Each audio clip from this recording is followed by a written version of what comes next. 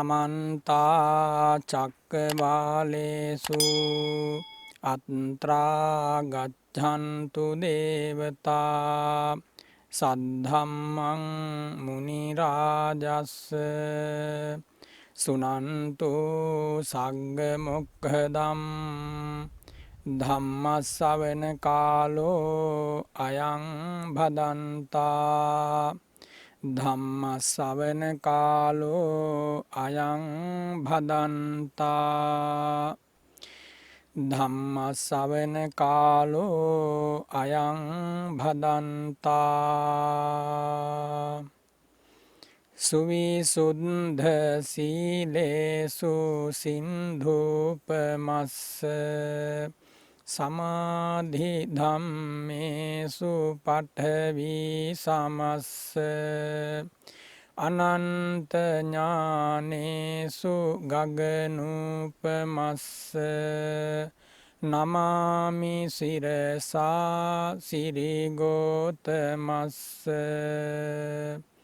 පිරිසිදු සිල් කඳ සමුදුර සේමා නිසල සමාධිය මිහිකත සේමා අනන්ත ඥානය අහසක් සේමා සිරිපා අභියස පිණිපා වේවා මෝහන්ධකාරේසු සුරියූපමස්ස සංසාර සෝතේසු සේතුපමස්ස දෝසප්පවාහේසු මේඝූපමස්ස නමාමි සිරසා ධම්මාම තස්ස මොහඳුර සිඳලන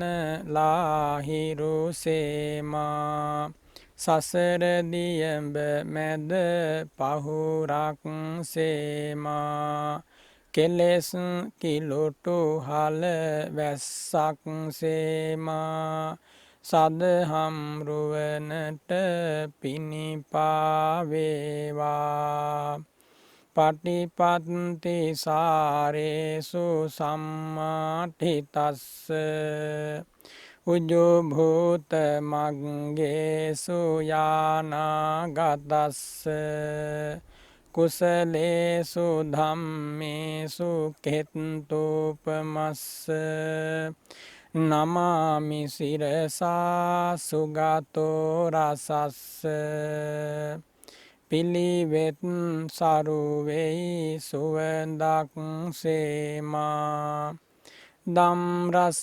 දනවයි මිහිරක් සේමා පින් ගඟ ගලනා නිම්නය සේමා මහා සංගරුවනට පිණිපා වේවා සාධු සාධු සාධු නමෝ තස්ස භගවතෝ අරහතෝ සම්මා සම්බුද්දස්ස නමෝ තස්ස භගවතෝ අරහතෝ සම්මා සම්බුද්දස්ස නමෝ තස්ස භගවතෝ අරහතෝ සම්මා සම්බුද්දස්ස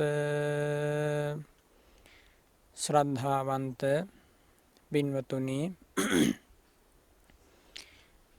පොසොන් පුන් පොහෝ දවසේ මිස්සක පව්වෙන් පායා ආ සුපුන් සඳ මිහිඳු මහා රහතන් වහන්සේ තුන්ලොවක් සනසාලු ධර්මරාජ බුදුරජාණන් වහන්සේගේ උත්තම ධර්ම සංදේශය නික්ලේසී හදමඩලේ දරාගෙන ශ්‍රී ලංකා ධරණී තලයට වඩමවලා දුන්නේ මහත්ම කරුණාවකින් මිහිඳු මහා රහතන් වහන්සේ ඇතුළු ධර්ම දූත ස්වාමින් වහන්සේලා.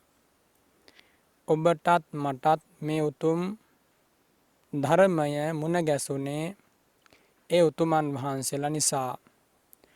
තුන් ලෝකයක වටිනාම දායාදය අපට හිමි කර දුන් මිහිඳු මහා රහතන් වහන්සේගේ මහා ගුණ කඳ සිහි කරන අද වන් දිනක ඔබද මාද මිහිඳු මහා රහතන් වහන්සේට කළ ගුණ සලකනවා නම් මේ උතුම් ධර්මයෙහි ජීවිතය පිහිටුවලා ධර්මානුකූලවම සිත කය වචනය හසුරුවලා අද දවසේ පිළිවෙතින් ඒ මිහිඳු මහා අනුබුදු රහතන් වහන්සේට පූජා කරන්න කටයුතු කරන්නට ඕන. පින්වතුනි, බුදුරජාණන් වහන්සේ වදාළ ධර්මය තථාගතයන් වහන්සේ පිරිනිවන් වැඩීමෙන් පසු පරම්පරාවෙන් පරම්පරාවට පවත්වාගෙන ආවේ මහා සංඝරත්නය විසින්. මහා රහතන් වහන්සේලාගෙන් සැදුම්ලත් අෂ්ටාර්ය පුද්ගල මහා සංඝරත්නය මේ මිනිස් ලෝකෙ මිනිසුන්ට, දිව්‍ය ලෝකෙ බ්‍රහ්ම ලෝකෙ දෙව් බඹුන්ට දක්වන ලද කරුණාව මෙතෙකයි කියා නිම කරන්නට බෑ. ඒ උතුමන් වහන්සේලාගෙන් මේ සත්ව වර්ගයාට සැලසිච්ච සාන්තිය පමන කරන්නට බෑ. අපේ සිංහල ජාතියට නව පණක් ලබා දුන් මිහිඳු මහා රහතන් වහන්සේ දෙවන පෑතිස් මහ රජතුමාගේ පටන් දැසි දස්සා දක්වාම බුදුරජාණන් වහන්සේගේ ශාසනය තුළ ශ්‍රාවකයන් බවට පත් කරලා බුදුරජාණන් වහන්සේගේ අනන්ත ගුණයෙහි මිහිර ඒ සෑම හදවතකටම දන්වලා ධර්මයේ ඇති ශාන්ත ප්‍රණීත භාවය හරියට රසක් කවනවා වගේ හදවත්වලට ඇතුල් කරලා සිංහල ජාතිය අහිංසක වගේම ප්‍රෞಢ ජාතියක් බවට, අභිමානවත් ජාතියක් බවට, දෙවියන් වඳින ජාතියක් බවට පත් කළේ පුදුමාකාර අනුකම්පාවක් කරුණාවක් දක්වමින්. ලෝකයේ කිසිම ජාතියකට නොහිමි සාඩම්බරයක්, අභිමානයක් සිංහල ජාතියට හිමි වෙනවා.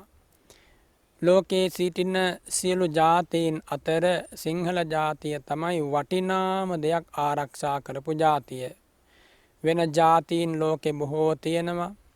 ඒ ජාතීන් රැකපු ආරක්ෂා කරපු දේවල් තියෙනවා. ඒ එකකින්වත් ඔවුන්ගේ සංස්කෘතීන්ගෙන්, ඔවුන්ගේ අතීතයේ හිටපු උදවිය එකතු කරගත්ත දේවල් වලින් මෙලොවට හෝ චතුරාර්ය සත්‍ය අවබෝධයට හෝ ශාන්ත නිවනට උපකාර වන කිසිම දෙයක් නැහැ. වැඩිය නෙමෙයි, ඒ වගේ දේවල් පුරුදු පුහුණු කළොත් අපේ අතීතයේ මුතුන් මිත්තන්ය මේවා අනුගමනය කළේ කියලා ඒ පුරුදු කරන අයටත් දුගතියේ වැටෙන්න හේතු වන දේවල් තමයි ලෝකෙ බොහෝ ජාතීන් බොහොම අමාරුවෙන් එකතු කරගෙන රැකගෙන යන්නේ. විවිධ ඇදහිලි වෙන්න පුළුවන්, විවිධ පුරුදු වෙන්න පුළුවන්, විවිධ සංස්කෘතික අංග වෙන්න පුළුවන්. මේ සෑම දෙයකින්ම අවසානයේ සිද්ධ වන්නේ මිනිසත් බව අහිමි වෙන තැනට වැඩ සිද්ධ වීම. එනමුත් මිහිඳු මහා රහතන් වහන්සේ විසින් අපට ලබා දුන් මහා දායාදය නිසා සිංහල ජාතියත් පරම පූජනීය ජාතියක් බවට පත් වුණා. හෙළ බිමත් ශ්‍රී ලංකා ධරණී තලයත් මේ ලක් ධරණී තලයේ පස්කටයක් පවා පූජනීය බවට පත් වුණා. මේ පින්බිම භාග්‍යවත් බුදුරජාණන් වහන්සේට වාර ගණනක් පූජා කරපු පින්බිමක්. එනිසා ඔබට අදවන් දවසක ඇති අභිමානය, අදවන් දවසක ඇති වටිනාකම වචන වලින් කියන්නට බෑ. මිහිඳු මහා රහතන් වහන්සේ වඩිනකම්ම මේ රටේ මිනිසුන්ට හරියට සීලය කියන්නේ කුමක්ද කියලා කවුරුවත් කියලා දීලා තිබුණේ නැහැ. තිබුණා නම් දේවානම් පියතිස්ස රජතුමා දුනු ඊ දරමින් මිස්සක පව්වේ සෙල්ලමට මුව දඩේමේ යන්නේ නැහැ. සෙල්ලමට මුවදඩේ මේ ගියපු දේවානම් පියතිස්ස රජතුමාගේ දුනුහි දැරීම මිහිඳු මහ රහතන් වහන්සේ සදහටම නතර කරලා පළමු කොට මහ රජතුමා සීලයක පිහිටෙව්වා. මහා රජෙක් සිල්වතෙක් බවට පත් කරන්න අද වගේ දවසක මිහිඳු මහ රහතන් වහන්සේ ඉටු කරන ලද මෙහෙවර පරම ශාන්තයි උපශාන්තයි. 40000ක පිරිසක් සමග තිසරණෙහි පිහිටුවලා මිස්සක කුළු පව්වේදී බුදුරජාණන් වහන්සේගේ උතුම් පණිවිඩය සිංහල ජාතියට දායාද කළා. එවන් දිනක අපි සියලු දෙනාම මේවා සිහි කරන්නට වටිනවා. ඔබට මට ලැබිච්ච මේ බුදු සසුනේ වටිනාකම පිළිබඳව හැඟීමක් හිත ඇතුලේ ඇති කර ගැනීම සඳහා බුදුරජාණන් වහන්සේගේ ශාසනයෙහි වටිනාකම නොදන්න හදවතක ගුණ දහම් වැඩෙන්නේ නැහැ. බුදුරජාණන් වහන්සේ ගැන, ධර්මය ගැන, සංඝරත්නය ගැන, ශාසන දායාදය ගැන අපට මේ උරුම වෙච්ච දේ පිළිබඳව නොදන්නා කෙනෙක් මේවා රකින්නේ නැහැ. එනිසා ගිහි හෝ වේවා පැවිදි හෝ වේවා බුදුරජාණන් වහන්සේගේ ශාසනය පිළිබඳව හොඳ අවබෝධයක් තිබිය යුතුයි. මෙහි ඇති දුර්ලභ භාවය ගැන තේරුම් ගන්නට ඕන. කලාතුරකින් ලැබෙනවා කියලා තේරුම් ගන්නට ඕන. ලැබිච්ච අවස්ථාවේ මග හැරුණොත් ආයේ කොයි දවසක මුණ ගැසෙයිද කියලා කියන්න බැරි තරම් දුර්ලභ දෙයක් කියලා සිහි කර ගන්නට ඕන. බුදුරජාණන් වහන්සේගේ ධර්මය ඒ තරමින් ශාන්තයි, ඒ තරමින් ප්‍රණීතයි. මේ උත්තම ධර්මයේ ආවසානික පරමාර්ථය තමයි සව් කෙලෙසුන් නසා දමා ශාන්ත නිවනින් සැනසීම. එය පියවර 4කින් සිද්ධ වෙන උත්තම ප්‍රවේශයක්. සෝතාපන්න, සකදාගාමි, අනාගාමි, මහරහත් භූමිය.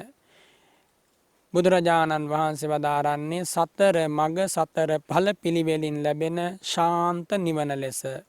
එනිසා භාග්‍යවතුන් වහන්සේගේ ශාසනයෙහි උත්තම විමුක්තිය සාක්ෂාත් කරන ශ්‍රාවකයා මුල පටන් හික්මිය යුතු ආකාරය බුදුරජාණන් වහන්සේ මනාව දේශනා කරලා තිබුවා. මිහිඳු මහ රහතන් වහන්සේ අප වෙත ඒ උතුම් ධර්මය ලබා දුන්නා. අද අපට තිබෙන අර්ථකථා සහිත මුළු ත්‍රිපිටක ධර්මයම මිහිඳු මහ රහතන් වහන්සේගේ විසුද්ධ හදවතේ තැන්පත් වෙලයි ලංකාවට ලැබුණේ. ඒ උතුමන් වහන්සේ ලංකාවට රැගෙන ආව ස්කන්ධ 84000ක දහම මුළුමනින්ම. එනිසා අපි මොන තැනකින් බණපදයක් දේශනා කළත් එය මිහිඳු මහ රහතන් වහන්සේ විසින් දේශනා කරන ලද දේශනාවක්. අප මොන විදිහේ ගාථාවක් දේශනා කළත් මිහිඳු මහා අනුබුදු රහතන් වහන්සේගේ සිරි මුවමඩලින් පිට වූ ගාථාවක්. එනිසා මිහිඳු මහ රහතන් වහන්සේ ලංධරණී තලයේ මේ ස්කන්ධ 84000ක ධර්මය ප්‍රවර්තනය කළා. සිංහල මහා ජාතියට දායාද කළා, උරුම කළා. ලංකාවේ පැවිදි වෙලා ලංකාවේදීම උපසම්පදාව ලැබූ අරිට්ඨ මහා රහතන් වහන්සේ ඇතුළු මහා රහතන් වහන්සේලාට තෝපාරාම විහාරස්ථානයේදී මේ උත්තම ධර්මය කටපාඩම් කෙරෙව්වා. කටපාඩම් කරවල අවසන් වෙනකොට මිහි මඩල රාව ප්‍රතිරාව දෙමින් කම්පා වුණා. එවගේ ආනුභාවයක් ඇති දහමක් ප්‍රගුණ කරන කිසිවෙකුට මේ මිහිමත වරදින්නේ නැහැ. ශාන්තියක් ඒකාන්තයෙන් ලැබෙනවා. අද මේ උතුම් ධර්ම කතාවේදී ඒ උත්තම ශාන්තිය ලබා ගැනීම පිණිස අප තුළ තිබිය යුතු සුදුසුකම් කිහිපයක් ගැන ඔබට මේ පොසොන් සඳ උදා වීගෙන එන සන්ධ්‍යාසන කාලයේ කියා දෙන්නට බලාපොරොත්තු වෙනවා. එක් දවසක් භාග්‍යවත් බුදුරජාණන් වහන්සේ චාලිකා නුවර චාලිකා නගරයෙහි චාලිකා පර්වතයෙහි වැඩ ඉන්නවා. ඒ චාලිකා පර්වතයේ වැඩ ඉන්න කාලේ තමයි බුදුරජාණන් වහන්සේට මේ ගිය කියන ස්වාමින් වහන්සේ උපස්ථාන කළේ. භාග්‍යවතුන් වහන්සේ ලෞතුරා බුද්ධ රාජ්‍යයට පත් වෙලා මුල් අවුරුදු 20ක කාලය තුල නිත්‍ය උපස්ථායක ස්වාමින් වහන්සේ නමක් පත් කරගත්තේ නැහැ. කලින් කලට මේ ගිය ස්වාමින් වහන්සේ, නාගසමාල ස්වාමින් වහන්සේ, ඒ වගේම සුනක්හත්ත නම් වූ ස්වාමින් වහන්සේ මේ විදිහට උපස්ථාන කළා ස්වාමින් වහන්සේලා කිහිප දෙනෙක්. බුදුරජාණන් වහන්සේ මේ ස්වාමින් වහන්සේලාගේ උපස්ථාන ලබමින් ඒ ප්‍රදේශවලට වැඩම කරලා ශ්‍රී සද්ධර්මය දේශනා කොට වදාලා. මේ චාලිකා පබ්බතයේ නැත්තම් චාලිකා පර්වතයෙහි භාග්‍යවතුන් වහන්සේ වැඩ හිටපු කාලේ උපස්ථාන කළේ මහා මේඝිය ස්වාමින් වහන්සේ. ඒ මේඝිය ස්වාමින් වහන්සේ දවසක් දා භාග්‍යවතුන් වහන්සේ වෙත පැමිණිලා සිරිපා පියුම් වන්දනා කරලා භාග්‍යවතුන් වහන්සේගෙන් අහනවා, ස්වාමීනී ඉච්ඡාමහම් භන්තේ ජන්තු ගාමං පිණ්ඩාය පවිසිතුං. ස්වාමීනී මේ ජන්තු කියන ග්‍රාමයට පිණ්ඩපාත යන්න මම කැමති වෙනවා. භාග්‍යවතුන් වහන්සේගෙන් අවසර ලැබෙන්නට සේක්වා. යසදානිතුවම් මේ ගිය කාලම් මඤ්ඤසි කියලා බුදුරජාණන් වහන්සේ අවසර ලබා දුන්නා ඒ ගමට පිණ්ඩපාතේ වඩින්න. ඉතින් මේ ගිය ස්වාමීන් වහන්සේ උදෑසන කාලයේ සිවුරු පරවාගෙන පාත්‍රය දරාගෙන ජන්තු ග්‍රාමයට පිණ්ඩපාතේ වැඩම කරලා හවස් කාලයේ කිමිකාලා කියන ගංගාව අසබඩ තියෙන එක්තරා වනලැහැබකට ඇතුල් වුණා. ඒ වනලැහැබ හරහා ගමන් කරනකොට ඒ කිමිකාලා ගන්තරේ ඇති දර්ශනීය මනෝහර භාවය මේ ස්වාමීන් වහන්සේගේ හිතට වැදුනා. ඒ ස්වාමීන් වහන්සේට පෙනුණා ඒ විදිහට ඇවිදගෙන යනකොට දර්ශනීය අඹ වනයක් තියෙනවා. අඹ ගස් වලින් පිරී ගිය අඹ උද්‍යානයක් තියෙනවා. දැකලා ඒ ස්වාමීන් වහන්සේට හිත ඇතුලේ අදහසක් ඇති වෙනවා. පාසාදිකං වතිදං අම්බවනං රමණීයං අලං වතිදං කුලපුත්තස්ස පධානත්ථිකස්ස පධානාය. මේ අඹවනය රමණීයයි, ශාන්තයි, දැකුම් කලුයි. බණ භාවනා කරමින් හුදකලාවේ ඉන්න කෙනෙකුට එවන් භික්ෂුවකට මේ අඹවනය බොහොම රමණීය තැනක්, වීරිය වඩමින් කෙලෙසුන් තවන වෑයමින් යුක්තව කල් ගෙවන්නට මෙහෙම හිතලා උන්වහන්සේ හිතනවා සචේමං භගවා අනුජානෙය්‍ය ආගච්ඡෙය්‍යාහං ඉමං අම්බවනම් පධානාය. මට බුදුරජාණන් වහන්සේ අවසර දුන්නොත් මම අද පටන් එනවා මේ අඹවනයට භාවනා කරන්න හුදෙකලාවේ. ගඟකුත් ගලාගෙන යනවා, සීතල සුළඟකුත් හමනවා, හොඳට හෙවන තියෙන අඹවනයකුත් තියෙනවා, හරි පහසුවක් තියෙනවා. සමීපයේ ජන්තු ග්‍රාමයේ තියෙනවා පිණ්ඩපාතේ වඩින්න. හැම පැත්තෙන්ම සුදුසුකම් තියෙනවා පිණ්ඩපාත චාරිකාවේ යෙදී බණ භාවනා කරන ස්වාමීන් වහන්සේ නමකට සුවසේ කටයුතු කරන්නට. මේ ගිය ස්වාමීන් වහන්සේ බුදුරජාණන් වහන්සේ වෙත වැඩම කරලා ගමන් කරලා වන්දනා කරලා මේ තොරතුරු ඔක්කොම කියා හිටියා. ස්වාමීනී මම පෙරවරු කාලයේ ජන්තු ග්‍රාමයට පිණ්ඩපාතේ වැඩම කරලා අතරමඟ චාලිකා නගරය සමීපයෙන් ගලාගෙන යන කිමිකාලා ගන්තීරයේ වාඩි වෙලා පිණ්ඩපාතේ වළඳලා ඇවිදගෙන යනකොට රමණීය අඹ වනයක් දැක්ක ස්වාමීනී. ඒ ඊ타ත්ම ප්‍රසාද ජනකයි, රමණීයයි, වීරිය වඩන කෙනෙකුට ඊ타ත්ම හොඳින් පහසුකම් මෙතන තියෙනවා. ඉතින් ස්වාමීනී සචේමං භගවා අනුජානෙය්‍ය ආගච්ඡෙය්‍යාහං ඉමං අම්බවනම් පධානාය. මට බුදුරජාණන් වහන්සේ අවසර දුන්නොත් නැවත මේ අඹවනයට මම එනවා කියන බලාපොරොත්තුවෙන් තමයි මම මේ භාග්‍යවතුන් වහන්සේගෙන් අවසර ගන්නට ආවේ. ඒ වෙලාවේ භාග්‍යවත් බුදුරජාණන් වහන්සේ වදාරනවා ආගමේහි තාව මේ ගිය ඒකකම්හි තාව යාව අඤ්ඤෝපිකෝච භික්ඛු ආගච්ඡති. මේ ගිය ඔබ දැම්මම යන්න එපා, ඔබ ඉවසන්න. මාහට උපස්ථාන කරන්න තව භික්ෂුවක් එනකන් ඔබ ඉන්න. මම හුදෙකලාවේ මම මේ වෙලාවේ තනියම ඉන්නේ, තව භික්ෂුවක් මා සමීපේ නැහැ. කෙනෙක් මට උපස්ථාන කරන්න එනකන් ඔබ ඉන්න කියලා මේ පළවෙනි වතාවට බුදුරජාණන් වහන්සේ මේ ගිය භික්ෂුවට අවසර ලබා දී වදාලේ නැහැ. දෙවන වතාවටත් මේ ගිය ස්වාමීන් වහන්සේ භාග්‍යවතුන් වහන්සේගෙන් අවසර ඉල්ලනවා, ස්වාමීනි මට අවසර ලබා දෙන්න ඒ අඹ වනයට යන්න. දෙවන වතාවටත් ඒ විදිහටම බුදුරජාණන් වහන්සේ ප්‍රතික්ෂේප කළා. ප්‍රතික්ෂේප කළාම තුන්වන වතාවටත් මේ ගිය ස්වාමීන් වහන්සේ භාග්‍යවතුන් වහන්සේගෙන් අවසර බලාපොරොත්තු වුණා ඒ අඹ වනයට යන්න. ඒ වෙලාවේ තුන්වෙනි වතාව දක්වාම අහපු නිසා භාග්‍යවතුන් වහන්සේ පදාරෙනවා පධානන්ති කෝ මේ ගිය වදමානං කින්ති වදෙය්‍යාම.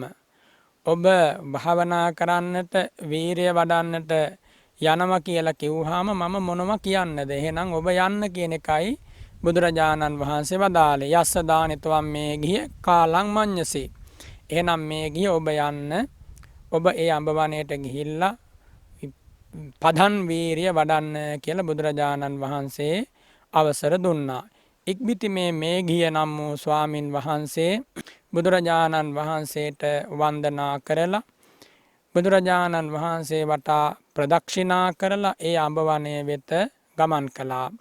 අඹ වනයට ඇතුල් වෙලා එක්තරා සුවිශාල ගසක් මුල මේ ස්වාමින් වහන්සේ වාඩි වුණා.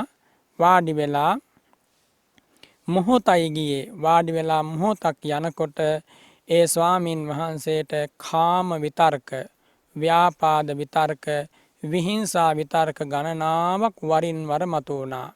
ඒ ආසනේ වාඩි වෙනකොටම හිතේ රාගය ඇති වෙනවා. වාඩි වෙනකොටම හිතේ ද්වේෂයත් ඇති වෙනවා. ඒ වගේම හිත නීවරණ ධර්ම වලින් ආකූල ව්‍යාකූල බවට පත් වුණා.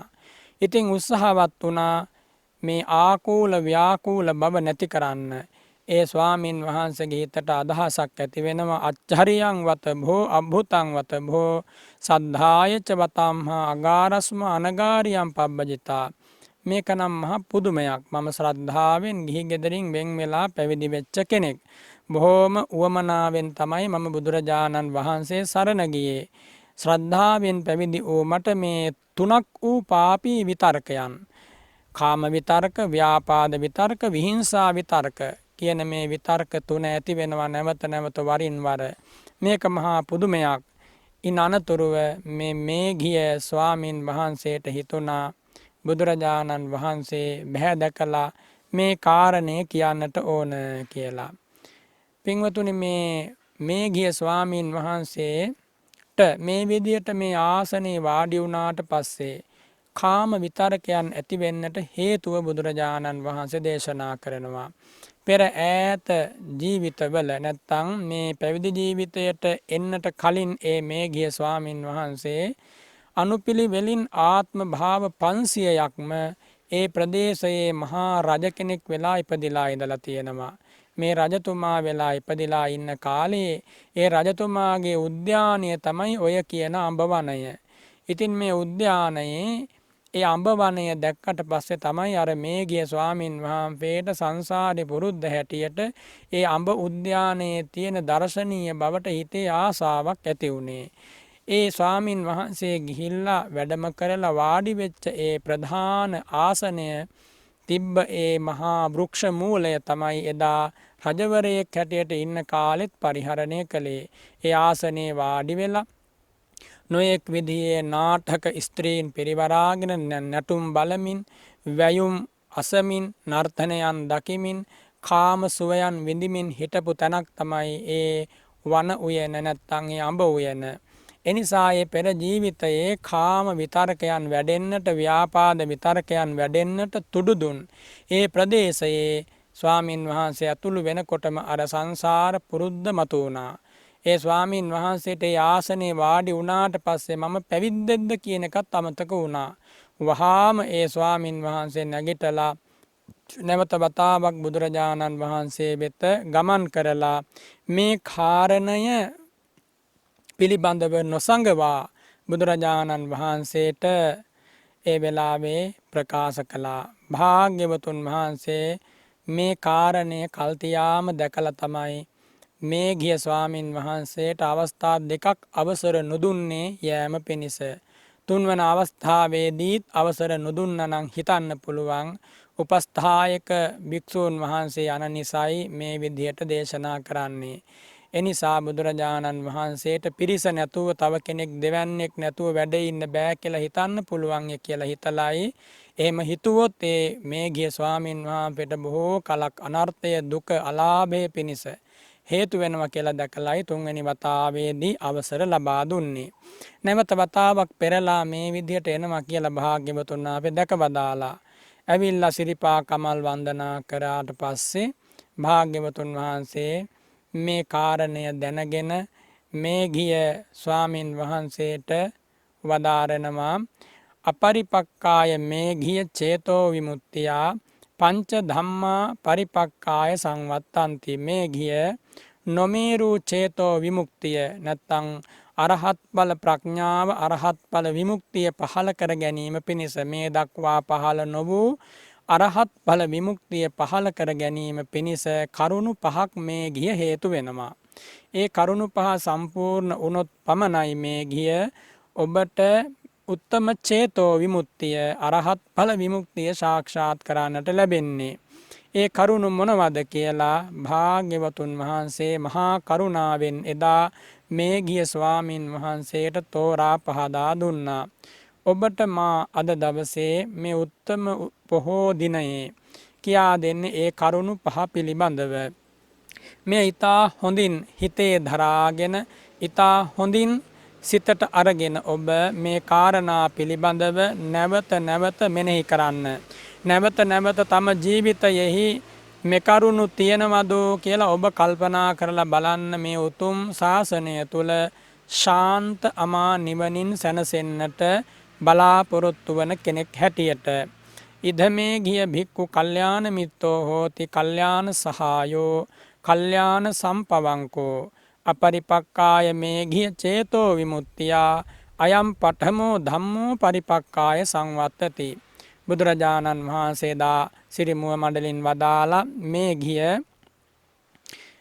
නොමේරු නුවණ මෝරන්නටත් එවැගේම නොවැඩුණ සමාධිය වැඩෙන්නටත් නොවැඩුණ ගුණ ධර්ම සමුදාය දියුණු වෙලා උත්තම සැනසීම ලැබෙන්නට හේතු වෙනවා කල්යාණ මිත්‍රයා ඇසුරු කිරීම. කල්යාණ මිත්‍රයාය කිව්වහම ඔබ දන්නවා බුදුරජාණන් වහන්සේ තරම් අසහාය කල්යාණ මිත්‍රයෙක් වෙන ලෝකේ ඇත්තේ නැහැ. බුදුරජාණන් වහන්සේගෙන් තමයි මේ කල්යාණ මිත්‍ර ධර්මය ඔබට මට ලැබෙන්නේ. ඉන් අනතුරුව සාරිපුත්ත මොග්ගල්ලාන මහරහතන් වහන්සේලාගේ පරම්පරාවේ අද දක්වාම පහළ වූ මහා සංඝරත්නය තමයි මේ ලෝකේ පළමු සහ පරම කල්යාණ මිත්‍රයන්. ඒ පරම කල්යාණ මිත්‍රයන්ගේ ඇසුර යම් දිනක ඔබට මට ලැබුණොත් ඒ ලැබෙන මොහොත ලැබෙන දවස වාසනාවන්ත දවසක්. එදා පටන් අපේ ජීවිතවලට පුදුමාකාර සැනසීමක් ලැබෙනවා. එනිසා භාග්‍යවතුන් වහන්සේ වදාරන කල්යාණ මිත්‍ර සම්පත්තිය තියෙන කෙනෙකුගේ ජීවිතය හිස්වන්නේ නැහැ. ඒ ජීවිතයේ කිසිදාක නොමගට වැටෙන්නේ නැහැ. දුගතියකට වැටෙන්නේ නැහැ. අලාභයක් ඇතිවන්නේ නැහැ. කල්යාණ මිත්‍ර සම්පත්තියෙන් තොරව ගත වෙන සෑම මොහොතකම වැඩෙන්නේ අකුසල ධර්ම අකුසල විතර්ක. එදා මේ ගිය ස්වාමීන් වහන්සේ බුදුරජාණන් වහන්සේගෙන් වෙන් වෙලා අඹ වනයේට වැඩම කළා. අඹ වනයේදී පාපී විතර්කයන් වහාම හිතට නැගගෙන ආවා.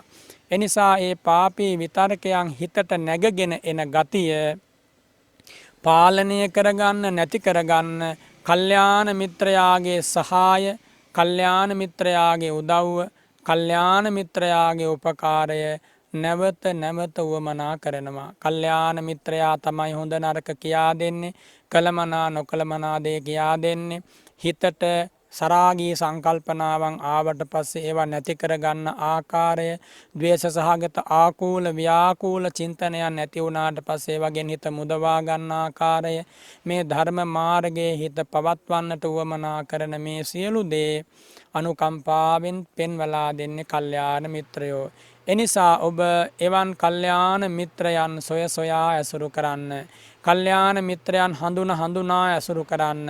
කල්යාණ මිත්‍රයා ඉවසන කෙනෙක්, කල්යාණ මිත්‍රයා කිසිම තැනක පෙරලා කෝපය, ද්වේෂය, අපච්චය පහළ කරන කෙනෙක් නෙමෙයි.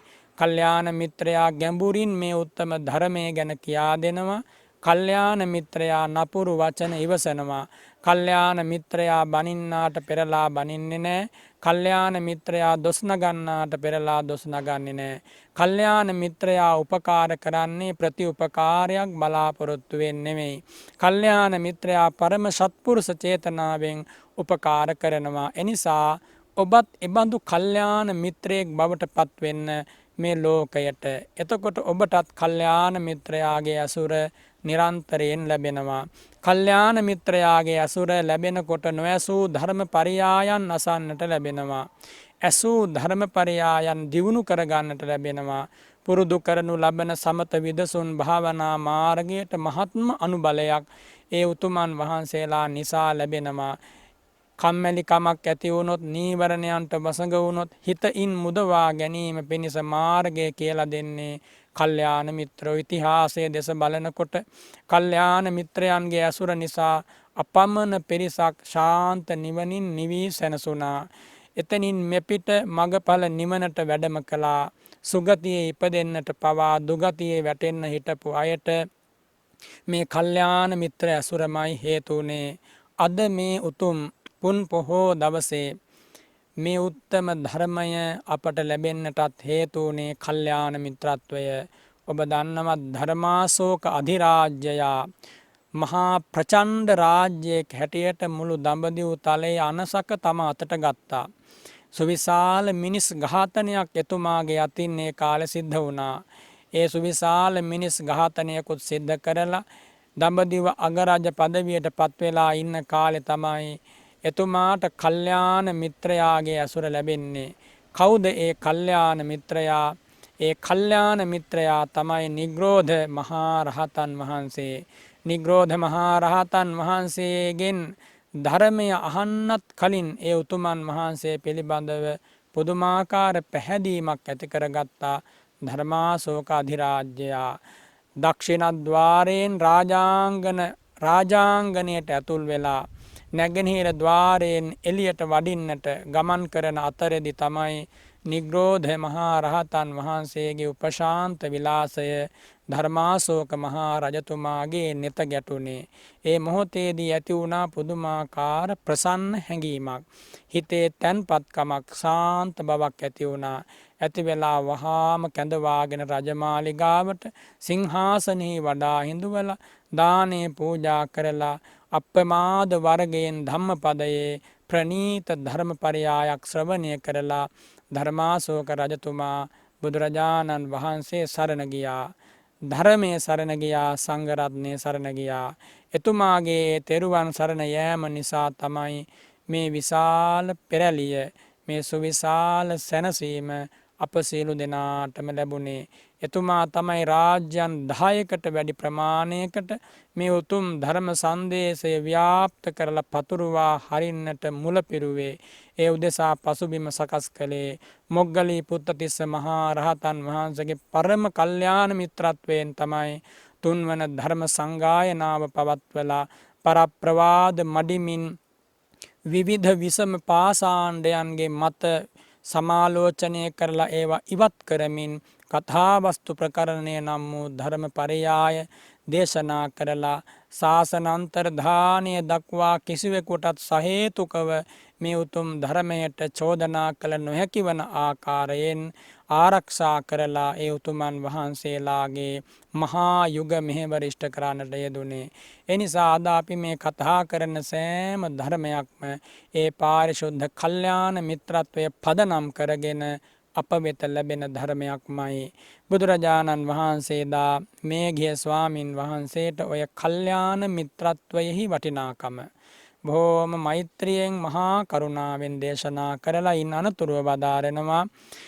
නොමේරු නුවණ මෝරන්නට, නොමේරු සමාධිය වැඩෙන්නට, නොමේරු ගුණධර්ම වැඩෙන්නට හේතු වන දෙවන කාරණය තමයි කුමක්ද?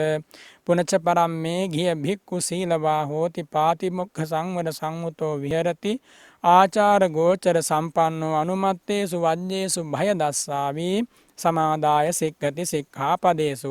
කුමක්ද එයින් අදහස් කරන්නේ? බුදුරජාණන් වහන්සේ වදාරනවා මේඝිය භික්ෂූන් වහන්සේ හොඳට සිල්වත් වෙන්නට ඕන. අනුමාත්‍ර වරදෙහි බය දකිමින් අනුමාත්‍ර වරදෙහි පවා සංවේගය තැති ගැනීම ඇති කර ගනිමින් කුඩා නමුත් වරදක් කරන්නට යන්න හොඳ නෑ. කුඩා නමුත් වරදක් අනුමත කරන්නට හොඳ නෑ.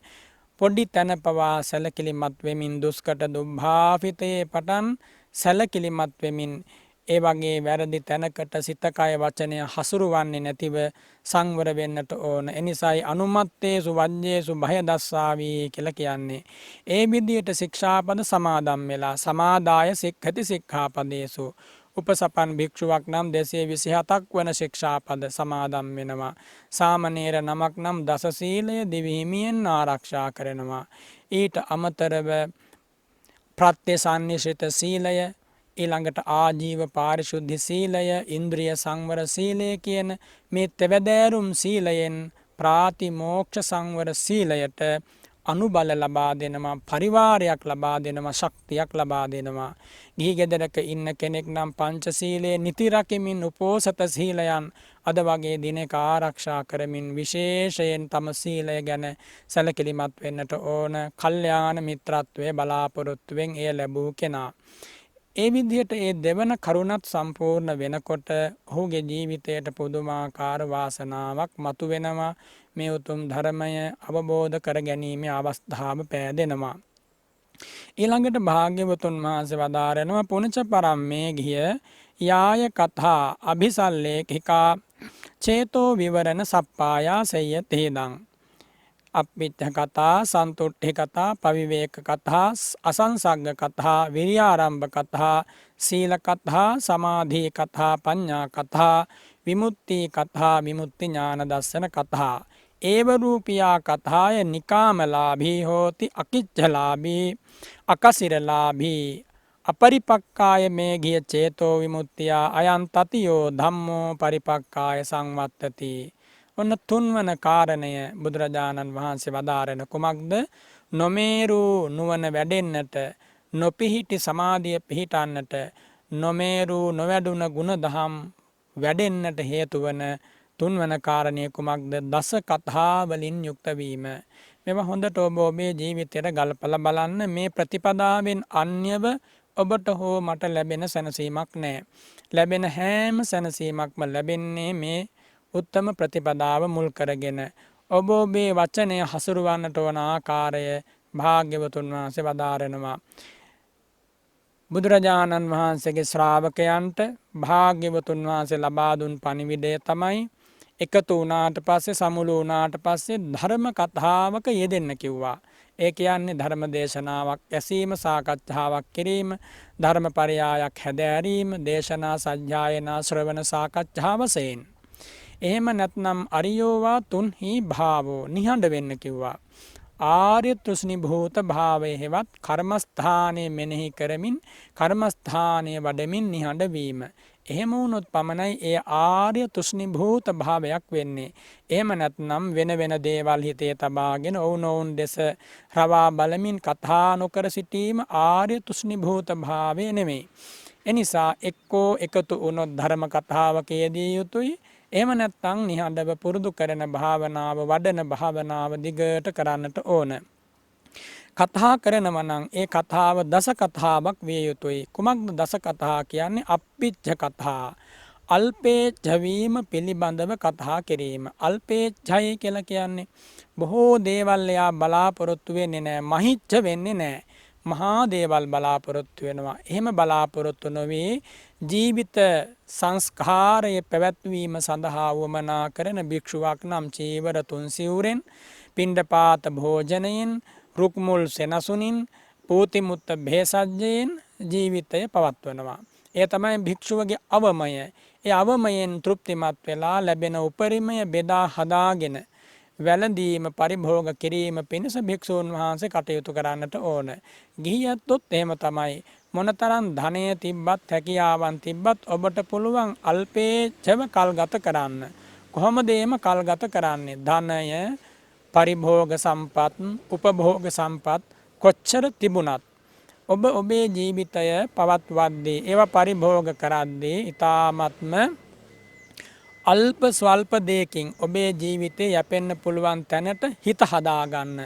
අල්ප ස්වල්ප දෙයකින් යැපෙන්න පුළුවන් තැනට හිත හදාගත්තට පස්සේ කොච්චර දේවල් තිබුණත් මුසපත් වෙන්නේ නැහැ.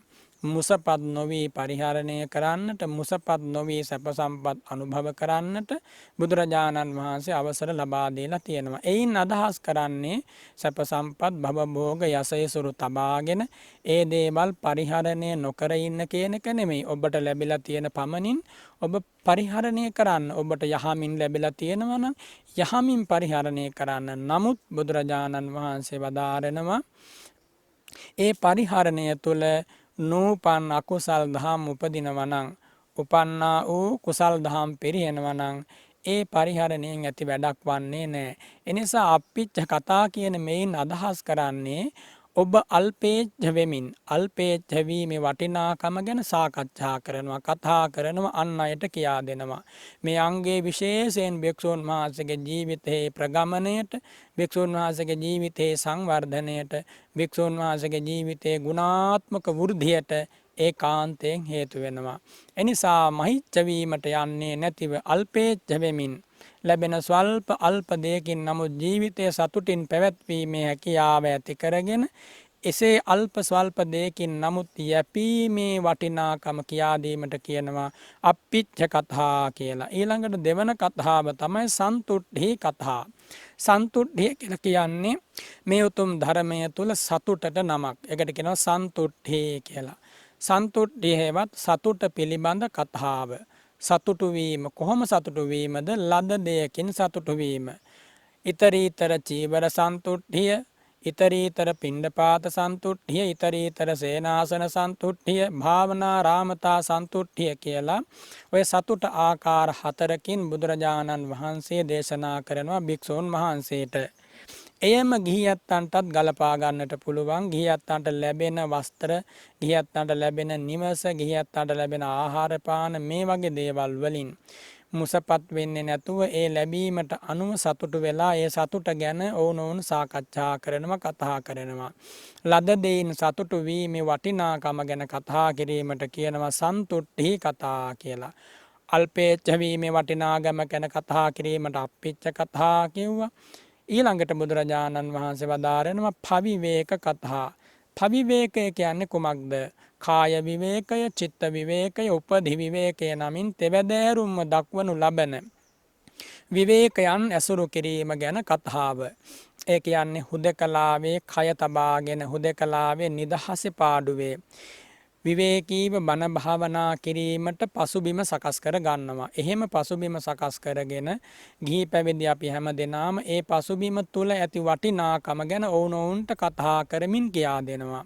ඒකට කියනවා පවිවේක කතා කියලා. විවේක වීම, නිස්කලංක වීම, හුදකලා වීම, කෙලස් වඩමින් නීවරණ වඩමින් නෙමෙයි.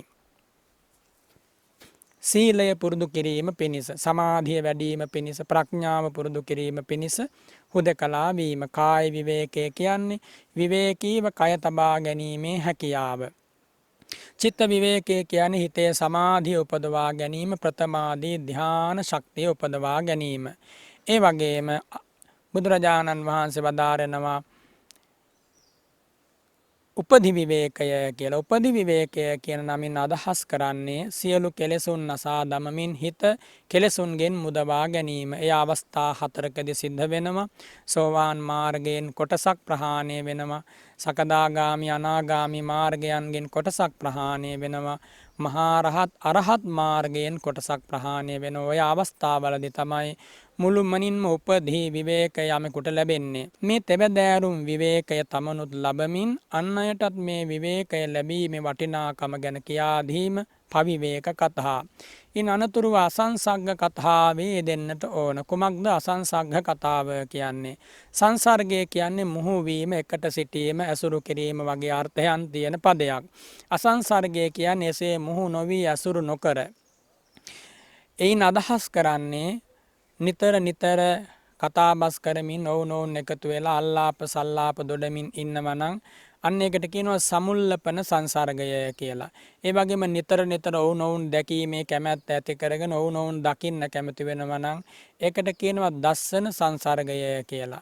ඒ වගේම ඇඟෑලුම්කම් තබාගෙන අතපත ගාමින් ජීවත් වෙන කැමති වෙන එකට කියනවා කාය සංසර්ගය කියලා. ඒ වගේම බුදුරජාණන් වහන්සේ වදාරනවා මේ කිසිදු සංසර්ගයක් එකට විසීමක් මේ උත්තම ධර්මය තුල අනුගමනය කරන්නට යෙදුනොත් යම් කිසි කෙනෙක් එයාගේ පරිහානිය ඇති වෙනවා. විශේෂයෙන් භික්ෂුවක් නිතර නිතර අල්ලාප සල්ලාප දොඩමින් ආගිය තොරතුරු කතා කරමින් දස කතාවෙන් අන්‍යව කටයුතු කරොත් ඒ භික්ෂුවගේ පරිහානියමයි ඇතිවන්නේ. ගිහියත්තන්ටත් එහෙම්මම තමයි. එනිසා අසංසග්ග කතා කියන්නේ එසේ නොවීම පිළිබඳව වටිනාකම සාකච්ඡා කිරීම කතා කිරීම. අසංසර්ගය කියලා කියන්නේ එකට නොවිසීම, සමුළු නොවීම, නිතර නිතර ඇඟෑලුම්කම් තබා නොගැනීම පිළිබඳව කතා කිරීම. එය ගිහි පැවිදි කාටත් හොඳයි. සමාධිය වඩන්න, ප්‍රඥාව වඩන්න, සීලය පුරුදු කරන්න උත්සාහවත් වෙනවා නම්. එනිසා බුදුරජාණන් වහන්සේ වදාරනවා අසංසග්ග කතාව අපේ ජීවිතවල තිබිය යුතුයි. ඊළඟ කතාව තමයි විරියාරම්භ කතා. විරියාරම්භ කතා කියලා කියන්නේ තමනුත් වීරිය වඩමින් තමනුත් වීරියවන්තයෙක් වෙමින් ඒ වීරිය වැඩීමේ වටිනාකම ගැන කතා කරනවා. මහා බෝසතාණන් වහන්සේ පෙර සංසාරේ වීරිය වඩපු හැටි, මේ ජීවිතයේ දුෂ්කර ක්‍රියා කරපු හැටි, ඒ වගේම වීරිය වඩපු ස්වාමීන් වහන්සේලාගේ ජීවිතවල ඒ වීරිය ප්‍රගුණ කරපු හැටි මේව සාකච්ඡා කරනවා. ඒ වගේම අතීතයේ හිටපු මහා සංඝරත්නය දුකින් මිදීම පිණිස දුෂ්කරතා දරාගෙන උහුලාගෙන කිසිම තැනක සැලී පිටුපසට යන්නේ නැතිව පසුබසින්නේ නැතිව ඉදිරියටම ගමන් කරපු හැටි සාකච්ඡා කරනවා. ඒ විදිහට සාකච්ඡා කරද්දී තමන්ගේ ජීවිතේත් වීරිය වැඩෙනවා. හීන වෙලා තියෙන උත්සාහය නැවත මතු වෙලා එනවා. එනිසා බුදුරජාණන් වහන්සේ වදාරනවා වීරියාරම්භ කතා. වීරිය වැඩිම පිළිබඳව, වීරිය ආරම්භීම පිළිබඳව, වීරියෙන් මේ ශාසනයේ යෙදීම පිළිබඳව කතාව ඒකාන්තයෙන් කරන්නට ඕන. භික්ෂූන් වහන්සේලා ගිහියැත්තෝ ඔවුනොවුන් එකතු වුණාට පස්සේ මොනම දෙයක්වත් සිද්ධ වන්නේ නැහැ වීරයක් නැතුව. එනිසා දානයක් දුන්නත්, සීලයක් ගුණයක් ආරක්ෂා කළත්, සමාධිය ප්‍රගුණ කළත් මේ හැම දෙයකටම ඒකාන්තයෙන් හේතු වන්නේ කුමක්ද? වීරිය වැඩිම. ඊළඟට බුදුරජාණන් වහන්සේ වදාරනවා සීල කතා. කුමක්ද සීල කතාව කියලා කියන්නේ? සිල්වත් වීම පිළිබඳව කතාව.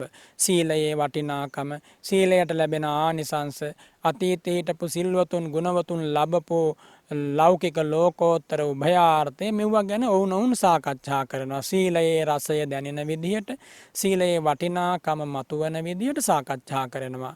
භික්ෂුන් වහන්සේලාට අත්‍යවශ්‍යයි මෙය. ගිහියත්තන්ටත් අවශ්‍යයි. භික්ෂුන් වහන්සේලා සීලය ගැන කතා කරනකොට, සීලේ වටිනාකම ගැන කතා කරනකොට, සීලයට ලැබෙන ආනිසංස ගැන කතා කරනකොට දුස්සීල වන්නේ නැහැ. සීලය හොඳට ආරක්ෂා කරන්නට සිත් පහළ වෙනවා. එනිසා සීලය ගැන කෙරෙන කතාව වටිනා කතාවක්. ඊළඟට සමාධි කතා. කොහොමද සමාධියක් වඩාගන්නේ? වැඩූ සමාධියක් නොපිරිහි පවත්වා ගන්නේ? සමාධියට පලිබෝධ ධර්ම මොනවද? සමාධියට උපකාර ධර්ම මොනවද කියලා මේ සමාධිය ගැන, සමාධියේ මට්ටම් තියෙනවා. ඒ සමාධි මට්ටම් ගැන, ඒ සමාධිය තුළ ලැබෙන ප්‍රණීත රසාස්වාදය ගැන මේවා ගැන සාකච්ඡා කරනකොට සමාධියක් භාවනාවක් නොවඩන කෙනෙකුට වුණත් ඒ දේ කරන්න සිත් පහළ වෙනවා. සමාධිය ගැන කතා කරමින්, එය වර්ණනා කරමින්, සමාධියේ තියෙන ගුණාගුණ, සැබවින්ම අගුණයක් නැහැ, සමාධියේ තියෙන ඒ ගුණය පිළිබඳව ඔවුනොවුන්ට කියා දීම සමාධි කතාව. ඒ ඊ타ත්ම අවශ්‍ය කතාවක් නිවන් මාගේ කටයුතු කරන ශ්‍රාවකයෙකුට. ඊළඟට පඤ්ඤා කතා. ප්‍රඥා කතාව කියන්නේ කුමක්ද? භික්ෂූන් වහන්සේ නමක් හෝ වේවා, ගිහියැත්තෙක් හෝ වේවා, චතුරාර්ය සත්‍ය පිළිබඳව කෙරෙන විමසීම, සාකච්ඡාව. ඒකට කියනවා ප්‍රඥා කතාව කියලා. චතුරාර්ය සත්‍ය අවබෝධ කර ගැනීමේ වටිනාකම, දුක නම් වූ සත්‍යය ආර්ය සත්‍ය මෙයයි කියලා ඔවුනොවුන් සාකච්ඡා කරනවා, කියා දෙනවා නොදන්නා අයට. දන්නා කෙනෙක් වුණත් නැවත නැවත විමසමින් එය මනාව හිතට ගන්නවා. දුකට හේතුව මෙයයි, දුක්ඛ සමුදය ආර්ය සත්‍ය මෙයයි කියලා විමසනවා නුවණින්. දුක්ඛ නිරෝධය මෙයයි කියලා නුවණින් විමසනවා. දුක්ඛ නිරෝධ ගාමිනී ප්‍රතිපදාව මෙයයි කියලා නුවණින් විමසනවා. ඒ වගේම එපමණක් නෙමෙයි, මේ ජීවිතය නාම රූප වශයෙන් හඳුනා ගන්නවා. පටිච්ච සමුප්පාද වශයෙන් ජීවිතය හඳුනා ගන්නවා. ස්කන්ධ වශයෙන් ජීවිතය හඳුනා ගන්නවා. ආයතන ධාතු වශයෙන් ජීවිතය හඳුනා ගන්නවා. මෙහෙම නාම රූප පරම්පරාවක අවිච්ඡින්න ප්‍රවෘත්ති එක දිගට නොසිඳී පැවැත්ම තමයි මේ ජීවිතය කියන්නේ කියලා සත්ව පුද්ගල ප්‍රඥප්තියින්ට මුලා වෙන්නේ නැතිව, ඝන සංඥාවට යටවන්නේ නැතිව, ඝන විනිභෝගයට හිත රැගෙන ඒම පිණිස ප්‍රඥාවෙන් යුක්තව, නුවණින් යුක්තව කෙරෙන කතා සල්ලාපයට කියන පඤ්ඤා කතා කියලා. ඒ ඊටාම් වැදගත් වෙනවා මේ ශාසනය තුල. සුවිශේෂ වශයෙන් ගත්තොත් මාර්ගඵල සිත්වල යෙදෙන ප්‍රඥාවෙන් කෙරෙන්නා වූ ඒ මහා කාර්ය භාරය ගැන සාකච්ඡා කෙරෙන කතාව පඤ්ඤා කතාව කියලායි කියන්නේ. ඉන් අනතුරු විමුක්ති කතා. කුමක්ද විමුක්ති කතා කියලා කියන්නේ? ලෝකෝත්තර මාර්ග සිත්වල වටිනාකම ගැන කතා කරන. සෝවාන් මාර්ගය නිසා දුක අවසන් වන හැටි, සකදාගාමි මාර්ග චිත්තෝත්පාදයෙන් දුක අවසන් වන හැටි, අනාගාමී මාර්ග චිත්තෝත්පාදයෙන් කාම රාග ප්‍රහාණය වෙමින් දුක අවසන් වන හැටි, අරහත් මාර්ග චිත්තෝත්පාදයෙන් රූප රාග අරූප රාග මාන උද්ධච්ච අවිජ්ජා ප්‍රහාණය වෙමින් දුක අවසන් වන හැටි කතා වෙනවා. මාර්ග චිත්තෝත්පාදයන්හි වටිනාකම, ඒත් සමගම ඵල චිත්තෝත්පාදයන්හි වටිනාකම, එහි ඇති පරම පූජනීය බව, එනිසා ලැබෙන ලාභය ගැන කතා කරනවා නම් ඒට කියනවා විමුක්ති කතා කියලා. ඉන් අනතුරු එකුන් විසි ප්‍රත්‍යවේක්ෂා ඥාන පිළිබඳව කෙරෙන කතාවට කියනවා විමුක්ති ඥාන දස්සන කතා කියලා. එයින් අදහස් කරන්නේ සෝවාන් ආර්ය ශ්‍රාවකයෙකුට තමා ලැබූ මාර්ගය ගැන, තමා ලැබූ ඵලය ගැන, තමා විසින් ප්‍රහාණය කරපු කෙලෙස් ගැන, ප්‍රහාණය කරන්නට ඉතුරු වෙලා තියෙන කෙලෙස් ගැන, ඒ සෝවාන් මාර්ග ඵලයෙන් ලැබිච්ච නිවන ගැන කියන මේ කරුණු පහ ගැන ඥාන දර්ශනයක් පහළ වෙනවා. ඒ සෝවාන් ආර්ය ශ්‍රාවකයන් වහන්සේට ආකාර පහකින් පහළ වෙන ඥාන දර්ශනය, සකදාගාමි අනාගාමි උතුමන්ටත් ආකාර පහකින් මේ ඥාන දර්ශනය පහළ වෙනවා. මහරහතන් වහන්සේට ආකාර හතරකින් පහළ වෙනවා. කොහොමද? ඒ උතුමන් වහන්සේට පහළ වෙනවා තමා ලැබූ අරහත් මාර්ගය පිළිබඳව ඥානය, නැත්නම් ප්‍රත්‍යවේක්ෂා ඥානය, තමා ලැබූ අරහත් ඵල විමුක්තිය පිළිබඳව ප්‍රත්‍යවේක්ෂා ඥානය, ඒ අරහත් මාර්ගයෙන් නසාලූ කෙලෙස් පිළිබඳව ප්‍රත්‍යවේක්ෂා ඥානය, ඒ වගේම මේ අරහත් මාර්ගයෙන් ලැබූ නිවන පිළිබඳව ප්‍රත්‍යවේක්ෂා ඥානය. ඒ උතුමන් වහන්සේට හීන කෙලෙස් නැති නිසා හීන කෙලෙස් පිළිබඳව ප්‍රත්‍යවේක්ෂා ඥානයක් පහළවන්නට අවශ්‍ය වන්නේ නැහැ. මේ මාර්ග හතරට ආකාර 19කින් ප්‍රත්‍යවේක්ෂා ඥාන පහළ වෙනවා. ඒවට කියනවා 19 ප්‍රත්‍යවේක්ෂා ඥාන කියලා. වෙනත් විදිහකින් කිව්වොත් සෝවාන් සකදාගාමි අනාගාමි උතුමන් වහන්සේලා සම්බන්ධයෙන් කාමාවචර ඥාන සංප්‍රයුක්ත කුසල් සිත්වල පහළ වෙනවා මේ පෙරකී අවබෝධය. ඒ කියන්නේ මාර්ගය නිසා ලැබිච්ච නිවන, මාර්ගයෙන් ප්‍රහාණය වෙච්ච කෙලෙස්, තව ඉතුරු වෙලා තියෙන කෙලෙස්, එමගින් ලැබුණා වූ ශාන්තිය පිළිබඳව මේ අවබෝධය ඇතිවන්නේ, මේ ඥානය පහළවන්නේ එකී කාමාවචර ඥාන සංප්‍රයුක්ත කුසල් සිත්වල යට මාර්ගඵලලාභීන්ගේ. ඒ කියන්නේ සප්තවිධ ශෛක්ෂයන්ගේ. ඒ කියන්නේ සෝවාන් සකදාගාමි අනාගාමි උතුමන්ගේ. මහරහතන් වහන්සේට ප්‍රත්‍යවේක්ෂා ඥානය පහළ වෙන්නේ කාමාවචර ඥාන සංප්‍රයුක්ත ක්‍රියාසිටවල. වෙනත් විදිහකින් කිව්වොත් කාමසෝභන ක්‍රියාසිට ඥාන සංප්‍රයුක්ත ක්‍රියාසිට හතරේ තමයි ඒ කියන ලද ප්‍රත්‍යවේක්ෂා ඥානය පහළවන්නේ. ඔය විදිහට මේ ප්‍රත්‍යවේක්ෂා ඥානය ගැන කතා කිරීම, 19 ප්‍රත්‍යවේක්ෂා ඥානයන් ගැන සාකච්ඡා කිරීමට කියනවා විමුක්ති ඥාන දස්සන කතා කියලා. මෙන්න මේ දස කතාවන් යම් භික්ෂුවක් පුරුදු කරනවා නම් එයාගේ ජීවිතේ පරිහානිය ඇතිවන්නේ නැහැ. යම් ගිහි ශ්‍රාවකයෙක් පුරුදු කරනවා නම් කවමදාකවත් පරිහානිය ඇතිවන්නේ නැහැ. කෙලෙස් නිසා දැවිල්ලක් තැවිල්ලක් හිතේ ඇතිවන්නේ නැහැ. රාග ගින්නෙන්, ද්වේෂ ගින්නෙන්, මෝහ ගින්නෙන්, මද ගින්නෙන්, මාන ගින්නෙන් ඒ ජීවිතය ඇවිලෙන්නේ නැහැ. මේ විදිහට කල්පනා කරොත්, මේ දස කතාවල යෙදුනොත්. ඊළඟට බුදුරජාණන් වහන්සේ හතරවන කාරණේ ඒ මේඝිය ස්වාමින් වහන්සේට ප්‍රකාශ කරනවා දේශනා කරනවා. පුනච පරම් මේඝිය භික්ඛු ආරද්ධ විරියෝ විහෙරති අකුසලානං ධම්මානං පහානාය කුසලානං ධම්මානං උපසම්පදාය. ඒවං තාමවා දල්ල පරක්කමෝ අනික්ගිත්ත දුරෝ කුසලේසු ධම්මේසු. මේ ශාසනයේ පැවිදි වෙච්ච භික්ෂුව මහත්ම බලවත්ව වීරයකින් කටයුතු කරන්නට ඕනි කුමක් උදෙසාද? අකුසල් දහම් තැවීම පිණිස. අකුසල් දහම් කියන්නේ පංච නීවරණ ධර්ම. එහෙම නැත්නම් ද්වාදස අකුසල චිත්තෝත්පාද. වෙන විදියකින් කිව්වොතින් ලෝභ, ද්වේෂ, මෝහ, මාන, දිට්ඨි, ඒ වගේම අහිරික, අනුත්තප්ප, උද්ධච්ච, අවිජ්ජා, විචිකිච්ඡා, තීන මිද්ද මේ වගේ මේ අකුසල් දහම් තැවීම, දැවීම, ප්‍රහාණය කිරීම පිණිස හොඳ බලවත් වීරයක් තියෙන්නට ඕන. වීරයක් නැති කිසිම කෙනෙකුට අකුසල් දහම් දවන්න බෑ, තවන්න බෑ. එනිසා අකුසල් දහම් දුරු කර දැමීම පිණිස පවත්වන්නා වූ වීරියට බුදුරජාණන් වහන්සේ දේශනා කරනවා දල්ල පරක්කමෝ කියලා. දැඩි වීරියකින් යුක්ත වීම. නිවන් දකින්නට කටයුතු කරන ශ්‍රාවකයා ඒකාන්තයෙන් මේ දැඩි වීරිය තියන්නට ඕන, තබා ගන්නට ඕන අකුසල් දහම් ප්‍රහාණය කිරීම පිණිස. ඒ වගේම කුසල් දහම් අභිවර්ධනය කර ගැනීම පිණිස. අකුසල් දහම් දැවීමට, තැවීමට උත්සාහවත් වීමම කුසල් දහම් වැඩීමක්. උපන් සමාධිය ප්‍රගුණ කරනවා, වශීභූත කරගන්නවා, නූපන් සමාධිය උපදවා ගන්නවා. පංචශීලයෙන් නොසෑහී දස සීලයක්, එයින් නොසෑහී සාමණේර සීලයක්, එයිනුත් නොසෑහී උපසම්පදා සීලයකට අවතීර්ණ වෙනවා. අන්නේ අවතීර්ණ වීම බුදුරජාණන් වහන්සේ වදාරනවා නූපන් කුසල් උපදවා ගැනීමක් කියලා. සෝවාන් ආර්ය ශ්‍රාවකෙක් සකදාගාමි වීම පිණිස, යට මාර්ගඵලලාභියෙක් උඩ මාර්ගඵලයන් ලැබීම පිණිස උත්සාහවත් වෙනවා. අන්නේ උත්සාහවත් වීමටයි මෙතන මේ ආරද්ධ විරිය, දැඩි වීරියෙන් නූපන් කුසල් දහම් උපදවා ගැනීම කියලා කියන්නේ. එනිසා කුසල් තැවීමත්, කුසල් වැඩීමත්, ඒ සඳහා බලවත් වීරිය යෙදීමත් මේ උත්තම ශාසනය තුල අමා නිවනට හේතු වෙනවා. හතරවන කාරණය, එදා මේඝිය ස්වාමින් වහන්සේට භාග්‍යවතුන් වහන්සේ වදාළේ කුමක්ද? පුනච පරං මේඝිය භික්ඛු පඤ්ඤමා හෝති උදයත්ථගාමිනියා පඤ්ඤාය සමන්නාගතෝ අරියාය නිබ්බේධිකාය සම්මා දුක්ඛක්ඛය ගාමිනියා පරිපක්ඛාය මේඝිය චේතෝ විමුක්තියා අයම් පංචමෝ ධම්මෝ පරිපක්ඛාය සංවත්තති.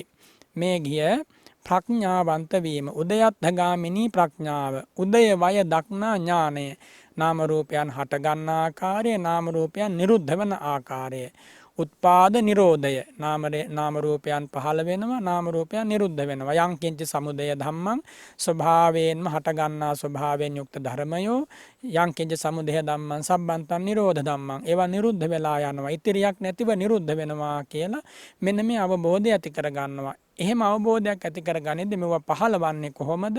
හේතුන් නිසා. රූප පහළවීමේ හේතු වැටියට කර්ම, චිත්ත, ඍතු, ආහාරයන් හඳුනා ගන්නවා, අවබෝධ කර ගන්නවා. නාම පහළවීමේ හේතු වැටියට ආරම්මන, ద్వාර, අවිද්‍යා, තණ්හා මේ සමස්තය අවබෝධ කර ගන්නවා. එනිසා නාම රූප සකස් වීමේ හේතු අවබෝධ කරගෙන ඒ නාම රූප සකස් වීම සඳහා යම් හේතුවක් හේතු වුණා නම් ඒ හේතු නිරුද්ධ වීමෙන් මේ නාම රූප පරම්පරා නිරුද්ධ වෙනවා කියලා දක්නා ඥානය උදයත්ථගාමිනී ප්‍රඥාව කියලා කියනවා. උදය කියලා කියන්නේ උදාවීම, පහළවීම. අත්ථ කියලා කියන්නේ භංගය, භංගස්ථානයට පත්වීම. එනිසා උත්පාද වය දක්නා ඥානය කුමන ධර්ම පිළිබඳවද? නාම රූප ධර්ම පිළිබඳව. මේ උත්පාද නිරෝධය දක්නා ඥානය පහළ කර ගැනීම මේ ශාසනීය ප්‍රඥාවයි. ඒ ඊ타ත්ම වටිනා උත්තමාංගයක් මේ ශාසනය තුල නිවන් මගේ කටයුතු කරන ශ්‍රාවකයෙකුට. ආර්ය වූ උත්තම වූ සැනසීම ලැබෙන්නට ඒ නිවන් මඟ පිළිබඳව කටයුතු කරන ශ්‍රාවකයා මෙන්න මේ ප්‍රඥාවෙන් යුක්ත වෙන්නට ඕන, උදයත්ථගාමිනී ප්‍රඥාවෙන්. මේ කාරණා පහ, ඒ කියන්නේ කල්යාණ මිත්‍රයා ඇසුරු කිරීම, එවැගේම දස කතාවල යෙදී කල්ගත කිරීම, එවැගේම සිල්වත් වීම, බලවත් වීරියෙන් යුක්ත වීම, උදයත්ථගාමිනී ප්‍රඥාව පුරුදු කිරීම කියන මෙන්න මේ කරුණු පහ තියෙනවා නම් බුදුරජාණන් වහන්සේ වදාරනවා ඒකාන්තයෙන්ම එයා දියුණුවක් බලාමයි මේ ශාසනය යන්නේ. කල්යාණ මිත්‍රත්වයේ තියෙන භික්ෂුවට තමයි සීලවන්ත වීමේ වාසනාව ලැබෙන්නේ. කල්යාණ මිත්‍රත්වයයි සීලවන්ත වීමයි තියෙන භික්ෂුවට තමයි දස කතා කතා කිරීමේ අවස්ථාව සැලසෙන්නේ. කල්යාණ මිත්‍රත්වයේ තියෙනවා සීලය තියෙනවා දස කතා කරන භික්ෂුවට තමයි අකුසල් තවන්න කුසල් වඩන්න සිත් පහළ වෙන්නේ. කල්යාණ මිත්‍රත්වයේ තියෙනවා සිල් ගුණ පුරුදු කරනවා දස කතා කරනවා අකුසල් තැවීමේ වීරිය තියෙනවා. අන්නේ භික්ෂුවට තමයි ඔය අවසාන වශයෙන් කියන ලද උදයත්ථ ගාමිනී ප්‍රඥාව පහළවන්නේ. එනිසා මේවා එකකට එකක් ප්‍රතිබද්ධවයි සිද්ධ වන්නේ. බුදුරජාණන් වහන්සේ වදාරනවා ඉන් අනතුරු වේදා මේ ගිය ස්වාමින් වහන්සේට මේ ගිය තේනචපන මේ ගිය භික්ඛුනා ඉමේසු පංචසු ධම්මේසු පතිට්ඨාය චත්තාරෝ ධම්මා උත්තරින් භාවේ තබ්බා. මේ ගිය භික්ෂූන් වහන්සේ නමක් මෙකී කරුණු පහේ පිහිටලා මත්තෙහි නැත්තන් ඉන් ඉදිරියට මේ කරුණු හතරක් ධර්මතා හතරක් වඩන්නට ඕන. මොනවද ඒ ධර්මතා හතර? අසුභා භාවේ තබ්බා රාගස්ස පහනාය. අසුභේ වඩන්නට ඕන රාගය ප්‍රහාණය කරන්නට. මෙත්තා භාවේ තබ්බා ව්‍යාපාදස්ස පහනාය. මෛත්‍රිය හොඳට වඩන්නට ඕන වෛරය ව්‍යාපාදේ නැති කර ගැනීම පිණිස. ආනාපාන සති භාවේ තබ්බා විතක්කූපච්ඡේදාය.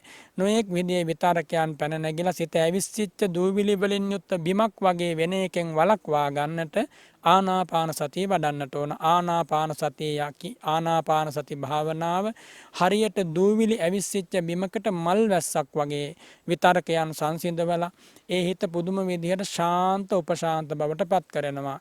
ඊළඟට වදාරනවා අනිත්‍ය සංඥා භාවේ තබ්බා අස්මිමාන සමුග්ඝාතාය. අනිත්‍ය සංඥාව හොඳට වඩන්නට ඕන අස්මිමානය ප්‍රහාණය කිරීම පිණිස. කුමක්ද අස්මිමානය කියන්නේ? මම වෙමි කියන හැඟීම, ඒ මාන්නය. එයම දීර්ඝ වශයෙන් සාකච්ඡා කළ යුතු කතාවක්. නමුත් අස්මිමානය ප්‍රහාණය කිරීම පිණිස අනිත්‍ය සංඥාව හොඳට වඩන්න නාම ධර්ම පිළිබඳව රූප ධර්ම පිළිබඳව අනිත්‍ය ලක්ෂණය වෙත යොමු කරන ලද සිහිය ඇතිව වාසය කරනවා නම් අස්මිමානය දුරු වෙනවා. අනිත්‍ය සංඤිනෝ මේ ගිය අනත්ත් සංඥා සන්තහාති. මේ අනිත්‍ය සංඥාව හොඳට වඩනකොට ඒ භික්ෂුවට අනාත්ම සංඥාවත් වැඩෙන්න පටන් ගන්නවා. අනත්ත් සංඤී අස්මිමාන සමුග්ඝාතම් පාපුනාති. ඒ අනාත්ම සංඥාව ඇති වුණාට පස්සේ එයා අස්මිමානය කොහොමද දුරු කරනවා? ආත්ම ස්වરૂපී හැඟීමකින් ජීවිතය දෙස බලනකොට මේක ඝණයක් හැටියට, සත්වයක් හැටියට, පුද්ගලයෙක් හැටියට පෙනෙන්න පටන් ගන්නවා. ඉන් අනතුරුව මම මගේ කියන හැඟීම දැඩිව තද බලව ඇති වෙනවා. හැබැයි මේ අනිත්‍ය සංඥාව වඩනකොට නාම රූප ඉපිද නිරුද්ධ වෙවි යනවා. අතීත හේතුන් නිසා වර්තමාන මේ ඵල ධර්ම ලැබිලා තියෙනවා. වර්තමාන ඵල ධර්මයන්ට මුහුණ දෙනකොට වර්තමාන හේතුන් නැවත සකස් වෙනවා. ඒ වර්තමාන හේතුන් අනාගතයේ ජාති ජරා මරණ කියන මේ ඵලයන්ට හේතු වෙනවා කියලා මේ විදිහට ගැඹුරින් ගැඹුරට නුවණින් විමසනකොට බුදුරජාණන් වහන්සේගේ ශ්‍රාවකයාට අනාත්ම සංඥාව වැඩෙනවා.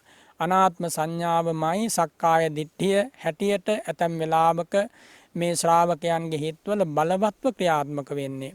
ඒ ආත්ම සංඥාව කොච්චරද කියනවනම් රූපය පිළිබඳව, වේදනා සංඥා සංඛාර විඥාන පිළිබඳව මම මගේ කියන හැඟීම මුල් කරගෙන මේ ආත්ම සංඥාව වැඩෙනවා. රූපං අත්තතෝ සමනුපස්සති ආදී වශයෙන් දේශනා කරන්නේ.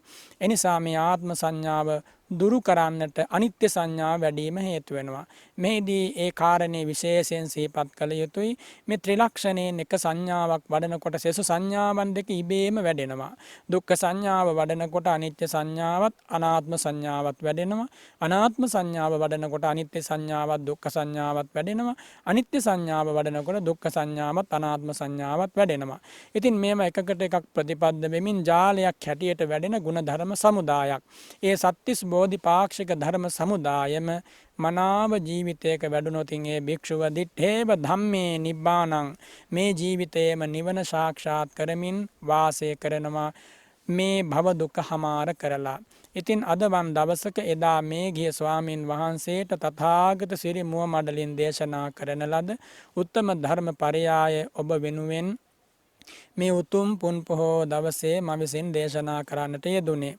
මේ ඔබේ ජීවිතයට ගලපා ගන්න, ඔබේ ජීවිතයට වාසනාව පාදා ගන්න, පොසොන් සඳ උදා වීගෙන එන මේ නිසායම නැත්තම් රාත්‍රී මුවදොර මේ උතුම් ධර්ම කතාව ඇසෙද්දී ඔබ ඔබේ ජීවිතයේ අඩුපාඩු සකස් කරගෙන මෙකී ගුණ ධර්ම ඔබේ ජීවිතයට සම්බන්ධ කරගෙන මෙලොවට පරලොවට ශාන්තිය උදා කරගන්න ඉපදෙන මැරෙන සසර දුකෙන් අත මිදීම පිණිසම මේ උතුම් ධර්ම කතාව ඔබ සියලු දෙනාටම ඒකාන්තයෙන් උපකාර වේවා කියලා මම ආශිර්වාද කරනවා. මේ රැස් කළ සියලු පින් සියලු දෙවියෝ අනුමෝදන් වෙත්වා. සියලු දෙවියෝද ප්‍රාර්ථනීය බෝධියකින් ශාන්තමා නිවනින්ම සැනසෙත්වා. ආකාසට්ඨා ච භුම්මට්ඨා දේවා නාග මහිද්దికා පුඤ්ඤන්තං අනුමෝදිත්වා චිරං රක්ඛන්තු සම්බුද්ධ ශාසනං චිරං රක්ඛන්තු සම්බුද්ධ දේශනං චිරං රක්ඛන්තු සම්බුද්ධ ශාවකන්ති. ධර්ම ශ්‍රවණානිසංස බලයෙන් හැම දෙනාගේම සිත්වලට සහනයක් වේවා, ශාන්තියක් වේවා. සියලු දෙනාම චතුරාර්ය සත්‍ය අවබෝධයෙන් භව ගිමනින් සමුගනිත්වා කියලා මම ආශිර්වාද කරනවා. හැම දෙනාටම තෙරුවන් සරණයි.